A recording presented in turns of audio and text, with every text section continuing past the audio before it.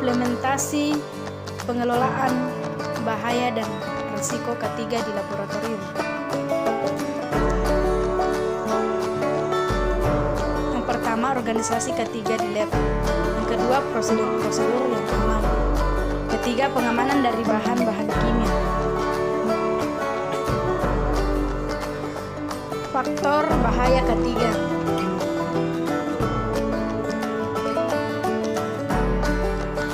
Yaitu yang pertama, faktor fisik, faktor kimia, faktor biologi, dan faktor psikologi.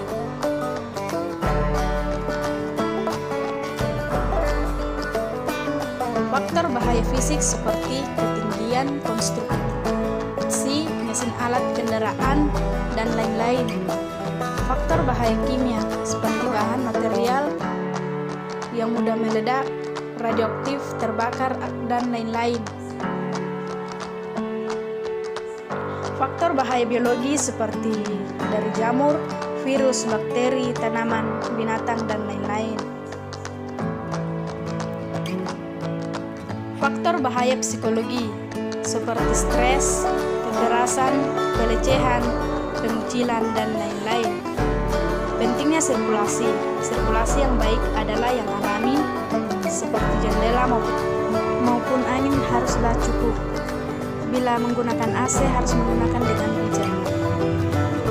Yang harus diperhatikan juga yaitu sikap dan cara kerja, posisi mesin atau alat kerja, serta posisi duduk yang benar.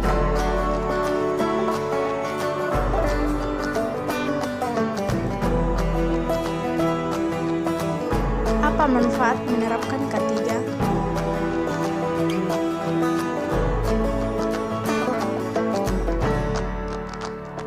Meningkatkan konsentrasi, terciptanya suasana tenang dan nyaman karena lingkungan yang bersih, meningkatkan kepedulian, tanggung jawab, serta untuk keselamatan bersama. Utamakan keselamatan. Selanjutnya, contoh penerapan kesehatan dan keselamatan kerja dalam bidang pertanian, yaitu untuk petani kelapa sawit. Saat bekerja di perkebunan sawit, petani menghadapi berbagai macam risiko bahaya seperti terpapar bahan kimia yang beracun atau tertimpa tandan buah segar kelapa sawit saat sedang memanen.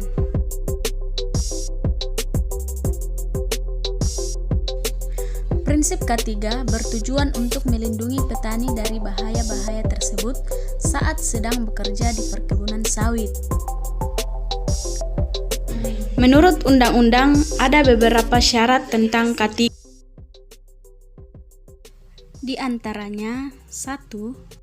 Menangani dan mencegah kebakaran. 2. Memberi pertolongan pada kecelakaan. Ketiga, memberi alat perlindungan diri. Keempat, mencegah penyakit akibat kerja, baik fisik, psikis, keracunan, dan infeksi.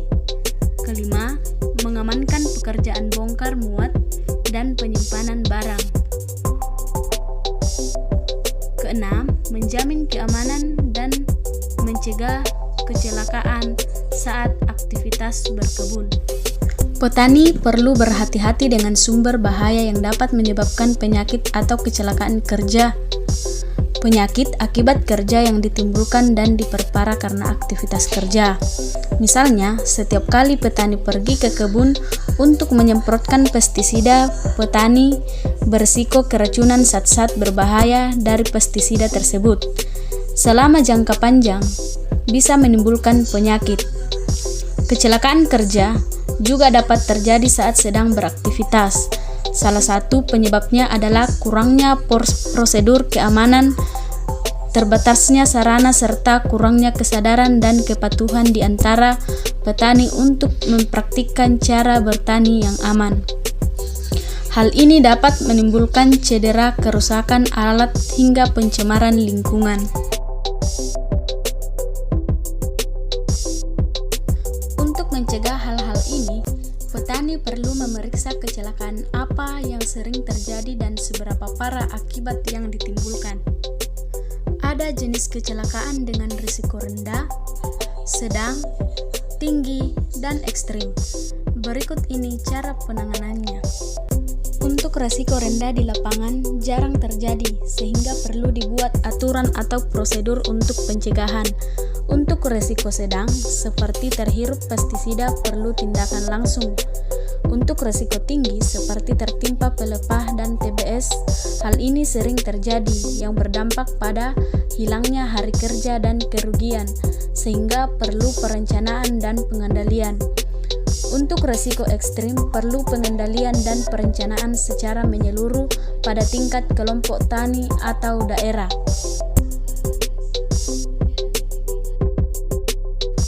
Sistem K3 dapat diterapkan dengan langkah-langkah berikut ini. 1. Menyediakan pembinaan dan pelatihan bagi petani sawit.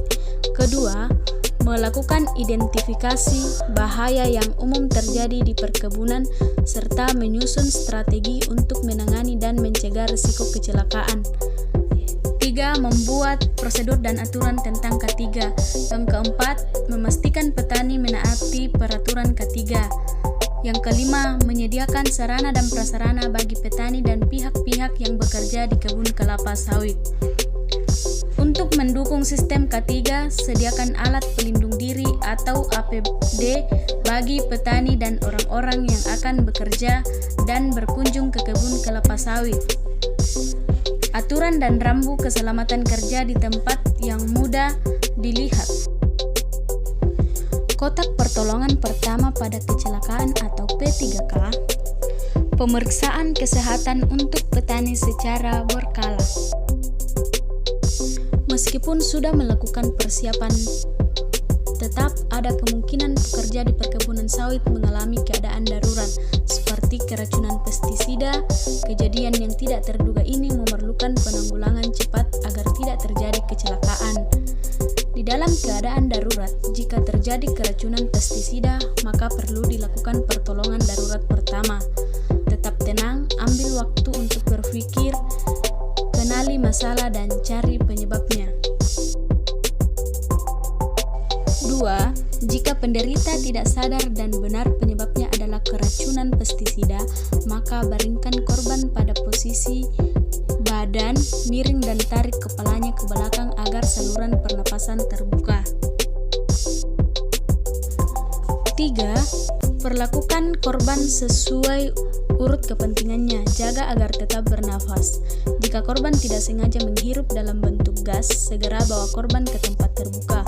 Perhatikan matanya apabila terkena pestisida, maka siram dengan air mengalir selama 10 hingga 15 menit. Jika pakaian terkena pestisida, lepas pakaian korban. Bila keracunan terjadi karena menelan bahan beracun, cari tahu kapan itu terjadi dan berapa banyak racun yang tertelan. Segera hubungi tim medis untuk pertolongan lebih lanjut. Cegah keracunan pestisida dengan langkah-langkah berikut ini. Pertama, saat penyimpanan, jauhkan pestisida dari makanan. Kedua, selalu pakai alat pelindung diri dengan benar saat beraktivitas di kebun. 3. Baca level yang terdapat di kemasan pestisida dan pastikan dosisnya sesuai. 4. Jauhkan anak-anak dari tempat pencampuran dan penyemprotan pestisida. 5. Buang atau kubur bekas pestisida yang kosong di tempat yang jauh dari sumber air. Keenam, jangan menyemprot pestisida dengan melawan arah angin. 7. Cucilah tangan dan muka dengan sabun setelah penggunaan pestisida. 8. Bila pakaian terkena pestisida, maka dicuci dengan air dan sabun. Nah, itulah tadi mengenai pentingnya penerapan K3 pada bidang pertanian. Mari mempraktikkan budaya kerja yang aman dan sehat untuk keselamatan dan kesehatan kita. Sekian dan terima kasih.